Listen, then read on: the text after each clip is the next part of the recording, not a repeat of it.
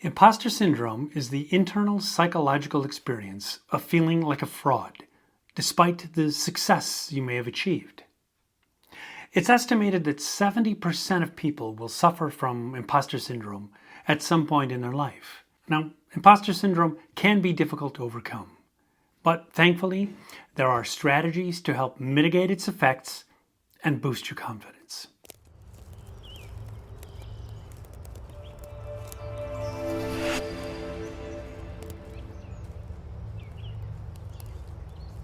I constantly battled imposter syndrome.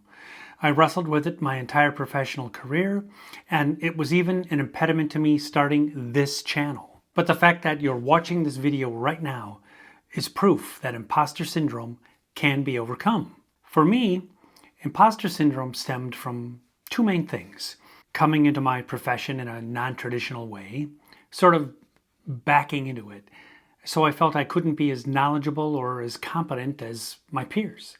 The biggest driver was low self-esteem that was brought on by being raised in an abusive household. Being told that you'll never amount to anything can take root when you hear it repeated over and over. Dumbass. Success does nothing to change your belief that you're incompetent. The thought, what gives me the right to even be here, just won't go away. And the more you accomplish, the more you just feel like a fraud. How do you know if you're suffering from imposter syndrome or simply having a bad day and second-guessing yourself?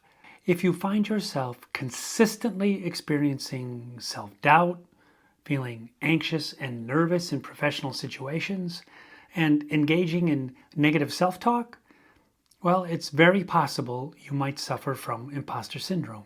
Dr. Valerie Young, an expert on imposter syndrome and the co-founder of the Imposter Syndrome Institute, yes, that's a real thing, has conducted extensive research in this field, and she's broken down imposters into 5 basic types. The first is the perfectionist. Now, this involves believing that unless you are absolutely perfect, you could have done better. Of course, none of us is ever perfect, so this becomes a self-fulfilling prophecy that can be difficult to get yourself out of.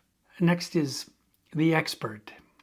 The expert feels like an imposter because they don't know everything there is to know about a particular topic or about their field. The fact is that learning and professional growth is a continual process because things are constantly changing.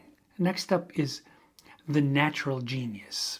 In this type, you may feel like a fraud simply because you don't believe that you're naturally intelligent or competent, and you have to work so much harder than everybody else. The fourth type is the soloist.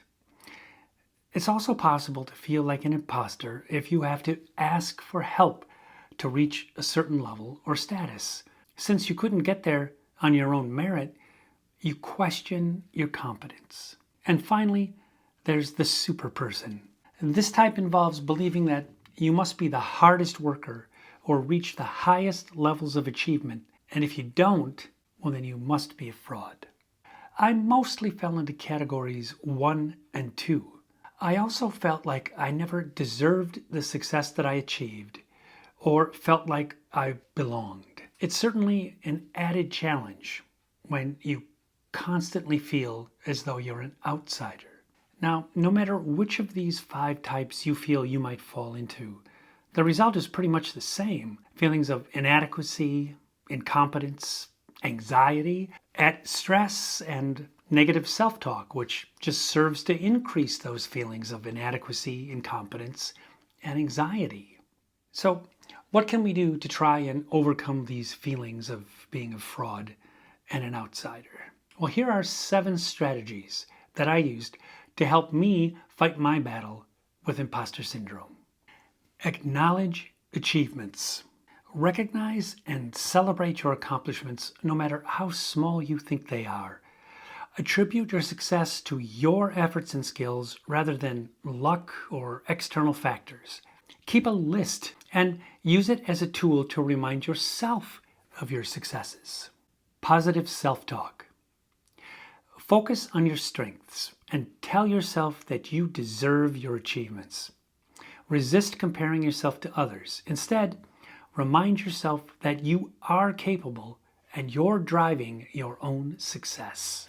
Seek feedback. Request feedback from colleagues or mentors to gain an objective perspective on your performance.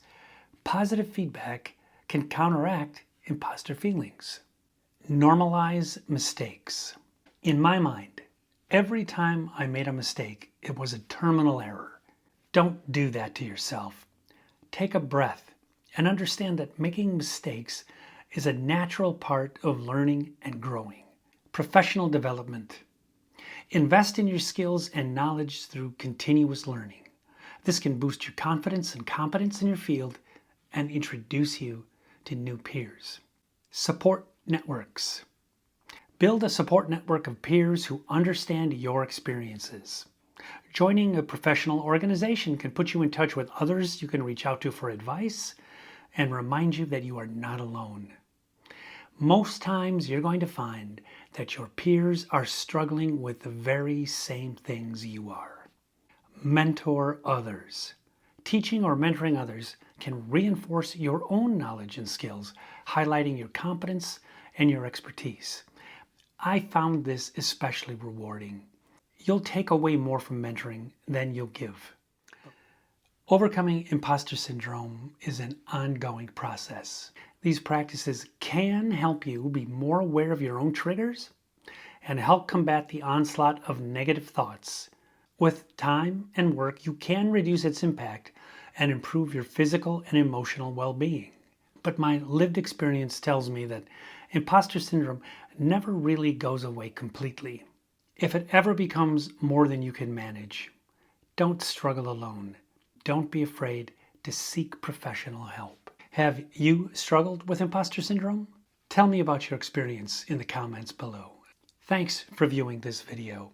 If you found this content compelling, please visit the channel again. And if you're interested in the article I used on Dr. Young's research, I've included a link in the description. I've also included a link to the Imposter Syndrome Institute as well. Until next time, I'm Mark Dietrich, wishing you the best as you navigate your journey.